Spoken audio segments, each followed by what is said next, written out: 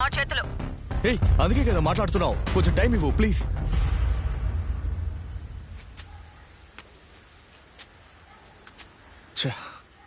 దాన్ని ఊరికి వదలకూడదు జీ. అది మర్చిపోయినట్టుగా ఏదో ఒకటి చేయాలి. అది మనల్ని చేసి ఉండేది. వీడియో ఎవిడెన్స్ తో కమిషనర్ ఆఫీస్ ముందు నించిన దాంతో గొడవ పడకూడదు. కొంచెం తగ్గే వెళ్ళాలి. ఈ ఎవిడెన్స్ కనుక పోలీసుకి దొరికిందంటే మనల్ని ఎన్కౌంటర్లో లేపేస్తారు. అయ్యో, అప్పుడు డబ్బులు అరేంజ్ చేసే పని చూద్దాం జీ.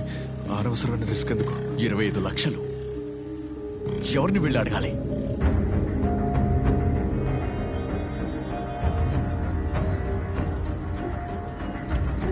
ఇప్పుడున్న పరిస్థితుల్లో డబ్బును ఏర్పాటు చేయలేం. ఆ వీడియో పంపిన దాన్ని ఎలా పట్టుకోవాలని ఆలోచిద్దాం.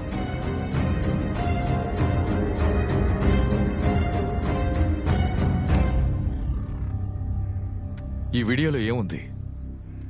మనం ఆ అబ్బాయి బాడీని విసిరేస్తున్నాం, లారీలో